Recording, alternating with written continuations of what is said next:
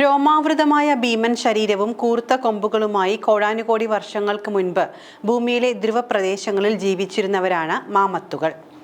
വംശനാശം സംഭവിച്ച ഇവയ്ക്ക് നാം ഇന്ന് കാണപ്പെടുന്ന ആനകളുമായി സാമ്യമുണ്ടെങ്കിലും ജനിതകപരമായി അത്രയും സാമ്യമില്ല. 1.6 ലക്ഷം വർഷങ്ങൾക്കും 3500 വർഷങ്ങൾക്കും ഇടയിലായി ഇവ ജീവിച്ചിരുന്നു. ഹിമയുഗത്തിന്റെ അന്ത്യത്തോടെ മാമത്തുകൾ മിക്കവാറും അന്യം നിന്നിരുന്നു. ഈ വംശനാശത്തിന് ഒരു പൂർണ്ണ വിശദീകരണം ഇനിയും ലഭ്യമല്ല. എന്നിരുന്നാലും വ്രാങ്കൽ ദ്വീപ സമൂഹങ്ങളിൽ കാണപ്പെട്ടിരുന്ന കുള്ളൻ മാമത്തുകൾക്ക് 1700 മുതൽ 1500 BC കാലയളവിലാണ് വംശനാശം സംഭവിച്ചത് എന്നതിന് തെളിവുകളുണ്ട്. മാമത്തുകളുടെ വംശനാശം കാലാവസ്ഥാ പരിണാമങ്ങൾ കൊണ്ടാണോ അതോ മനുഷ്യന്റെ വേട്ടയാടൽ കൊണ്ടാണോ എന്നത് ഇന്നും വിവാദമായി തുടരുകയാണ്.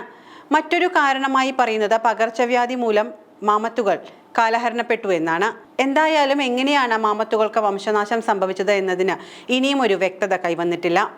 കഴിഞ്ഞ കുറച്ചു മാസങ്ങൾക്ക് മുൻപ് 50,000 വർഷം പഴക്കമുള്ള മാമത്ത് കുഞ്ഞിന്റെ മൃതദേഹം കണ്ടെത്തിയിരിക്കുകയാണ് റഷ്യൻ ഗവേഷകർ. സൈബീരിയയിലെ വിദൂര യാക്യുട്ടി മേഖലയിലെ പെർമാഫ്രോസ്റ്റിൽ നിന്നാണ് 1 വയസ്സോളം പ്രായമുള്ള കുട്ടി മാമത്തിന്റെ ശരീരം കണ്ടെത്തിയത്. യാന എന്നാണ് ഈ മാമത്തിന് ഇവർ നൽകിയിട്ടുള്ള പേര്. മഞ്ഞിൽ പൂർണ്ണരൂപത്തിൽ സംരക്ഷിക്കപ്പെട്ട നിലയിൽ കണ്ടെത്തിയ യാന മാമത്ത് മമ്മികളിൽ ഒന്നാണ്. 110 കിലോഗ്രാമിലേറെ ഭാരമുള്ള യാനയ്ക്ക് 4 അടി ഉയരവും 200 സെന്റിമീറ്റർ നീളവുമുണ്ട്. 1 വയസ്സെത്തും മുന്നേ യാന ലോകത്തു നിന്നും വിട പറഞ്ഞെന്നാണ് കരുതപ്പെടുന്നത്. യാനയെപ്പോലെ പൂർണ്ണരൂപത്തിലുള്ള 6 മാമത്ത് മമ്മികളാണ് ഇതിനകം കണ്ടെത്തിയത്. ഒരെണ്ണം കാനഡയിലും മറ്റുള്ളവ റഷ്യയിലുമായിരുന്നു. ലോകത്തിലെ ഏറ്റവും വലിയ പെർമാഫ്രോസ്റ്റ് ആയ ബെതാങ്കി ക്രേറ്ററിൽ പ്രദേശവാസികളാണ് യാനയെ കണ്ടെത്തിയത്. തുടർന്ന് പഠനങ്ങൾക്കായി യാക്യുട്സിലെ നോർത്ത് ഈസ്റ്റേൺ ഫെഡറൽ യൂണിവേഴ്സിറ്റിയിലേക്ക് മാറ്റി. ഭൗമോപരിതലത്തിന് താഴെ 0 ഡിഗ്രി സെൽഷ്യസിലും താഴെ ഊഷ്മാവിൽ നൂറുകണക്കിന് വർഷങ്ങളായി തണുത്തുറഞ്ഞു കിടക്കുന്ന മണ്ണാണ് പെർമാഫ്രോസ്റ്റാറ്റ് എന്നറിയപ്പെടുന്നത്.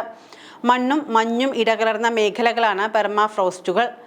പ്രാചീന യുഗത്തിൽ ജീവിച്ചിരുന്ന നിരവധി ജീവികളുടെ അവശിഷ്ടങ്ങളാണ് സൈബീരിയൻ പെർമാഫ്രോസ്റ്റുകളിൽ കുടുങ്ങിക്കിടക്കുന്നത്. ഇവിടെ മഞ്ഞുരുകുമ്പോൾ മൺമറഞ്ഞ ജീവികളുടെ ശരീരങ്ങൾ കണ്ടെത്താൻ ശാസ്ത്രലോകത്തിന് മുൻപും സാധിച്ചിട്ടുണ്ട്.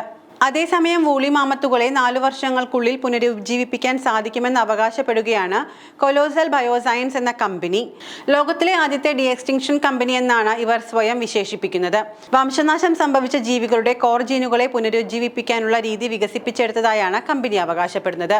ഇതിൽ വൂളി മാമത്ത് മാത്രമല്ല ഡോഡോയും ടാസ്മാനിയൻ കടുവയും വരെ ഉൾപ്പെട്ടിട്ടുണ്ടെന്നാണ് ഇവരെ ഉദ്ധരിച്ചുള്ള റിപ്പോർട്ടുകൾ പറയുന്നത്.